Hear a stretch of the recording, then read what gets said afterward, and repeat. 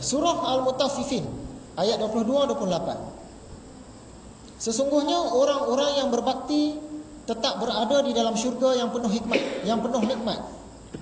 Mereka berehat di atas pelamin-pelamin. Kita masuk syurga duduk atas pelamin, bersanding puas-puas sambil melihat. Duduk atas pelamin tu sambil tengok pemandangan. Dalam syurga ni cantik. Tak ada satu pemandangan yang dapat kalahkan pemandangan di syurga ni. Di dunia ni tak ada pemandangan macam tu. Kita pergi berjalan, pergi ke Korea, pergi ke Cameron Highland, pergi ke Amerika Syarikat, pergi ke Switzerland, pergi ke negara-negara yang cantik, kita tengok, oh cantiknya, terpesona.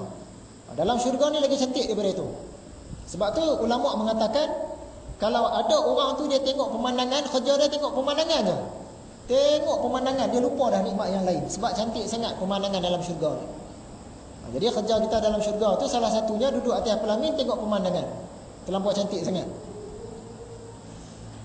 Engkau dapat melihat pada muka mereka cahaya nikmat yang mereka perolehi. Pada muka ahli-ahli syurga ni kita nampak muka seronok. Ada nur, ada cahaya. Mereka diberi minum dari satu minuman yang termeterai bekasnya. Meterainya kasturi. Dibagi satu minuman, bekas minuman itu pun dah wangi dah. Dan untuk mendapat kesenangan itu, hendaknya berlumba-lumba mereka yang ingin berebut kelebihan dan kesenangan. Maksud dia, nak dapatkan kesenangan dalam syurga ni tadi, kita kena usaha. Tak boleh harap saja kan, bergantung pada takdir. Tunggu takdir je lah. Tuhan dah takdirkan aku macam ni, aku masuk syurga, masuk neraka. Jadi tak payah usaha lah. Tunggu saja. Tak boleh macam tu. Dan campuran minuman itu adalah dari tasnim. Dalam bekas yang berbau kasturi tadi, dalam tu ada pula air, nama dia air tasnim. Air tasnim ni satu mata air dalam syurga. Apa kelebihan dia tak tahulah, dia sebut air tasnim saja. Sebahagian orang dia bagi nama anak tasnim, sempena dengan nama pancuran air dalam syurga tu tadi. Iaitu mata air yang diminum daripadanya oleh orang-orang yang didampingkan. Orang-orang yang menjadi kekasih Allah dapat minum daripada mata air tasnim. Surah An-Naba ayat 32-36.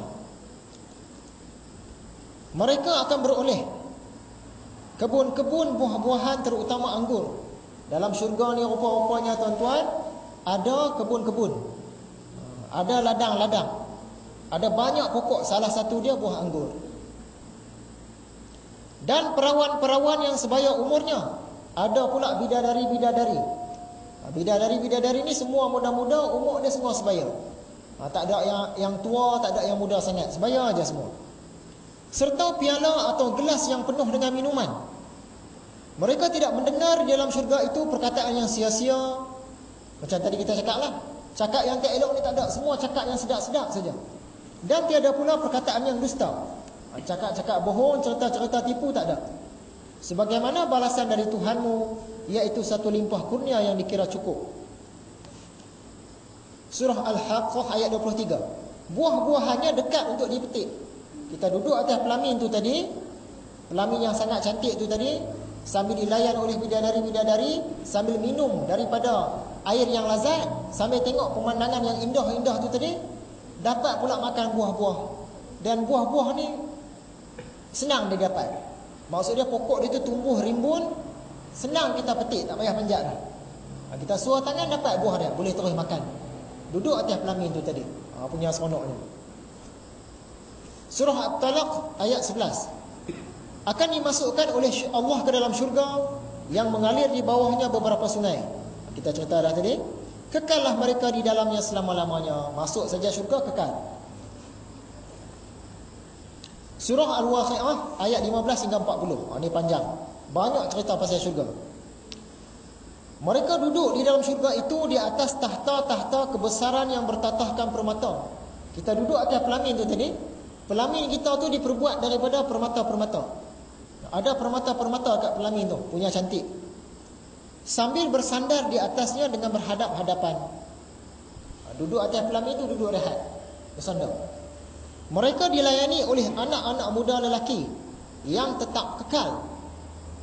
Maksud dia dalam syurga ni dia ada pelayan lelaki.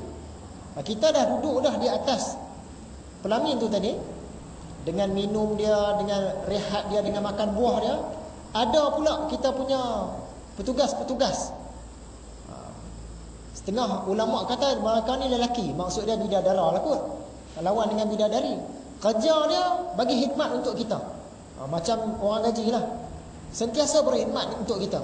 Apa yang mereka ni buat, budak-budak lelaki ni tadi? Mereka ni tak akan tua sampai bila-bila. Dengan membawa piala-piala minuman dan teko-teko serta piala atau gelas yang berisi arak yang diambil dari sungainya yang mengalir.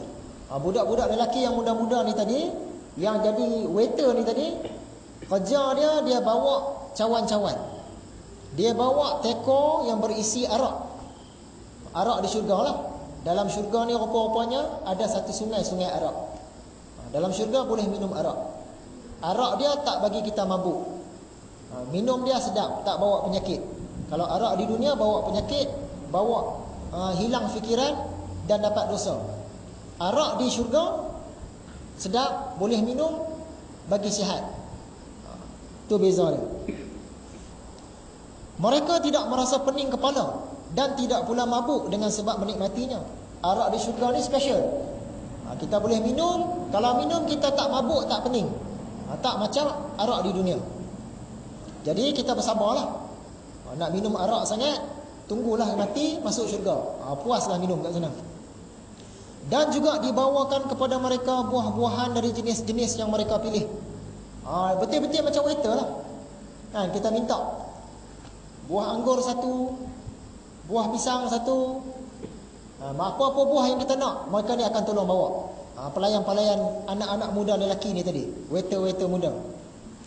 Serta daging burung dari jenis-jenis yang mereka ingini. Bukan dia bagi kat kita air arak saja, bukan bagi buah saja. Mereka ni juga bawa daging burung. Macam mana cara masak dia tak tahu. Dalam Quran dia tak cerita.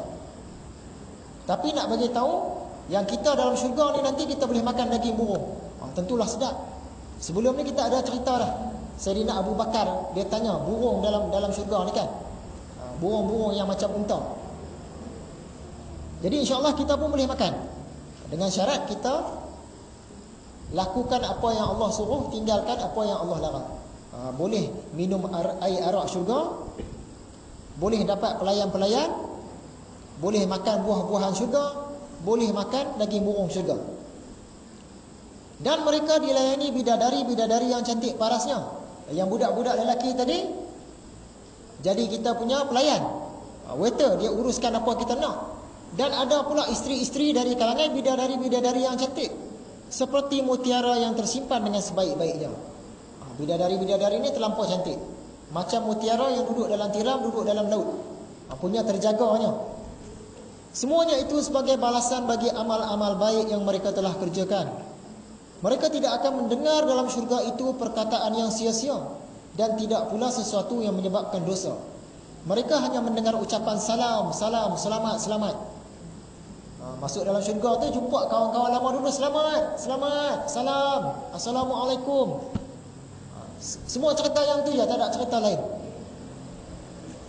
Dan puak kanan, alangkah bahagianya keadaan puak kanan itu. Mereka bersenang lenang di antara pohon-pohon bidara yang tidak berduri. Ada pula satu golongan manusia dalam syurga ni yang dikenali sebagai puak kanan. Mereka ni duduk di bawah rimbunan pokok-pokok bidara. Duduk rehat-rehat di sana, lepak-lepak di sana. Dan pokok-pokok pisang yang tersusun rapi buahnya. Dalam syurga pun ada buah pisang, macam mana buah dia tak tahu.